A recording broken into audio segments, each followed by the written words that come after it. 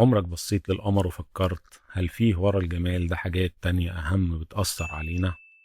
الحقيقة إن القمر مش مجرد نور في السماء، ده الحارس اللي من غيره كانت حياتنا على الأرض هتكون شبه مستحيلة. الموضوع بدأ من 4.5 مليار سنة، لما كوكب بحجم المريخ خبط في الأرض ونتج عنه حطام اتجمع وكون القمر جارنا الوفي. الجمال ده بيخبي وراه قوة جاذبية جبارة. لولا القمر كان محور الأرض هيفضل يميل بشكل عشوائي، وده كان كفيل يخلي المناخ ينهار تماما.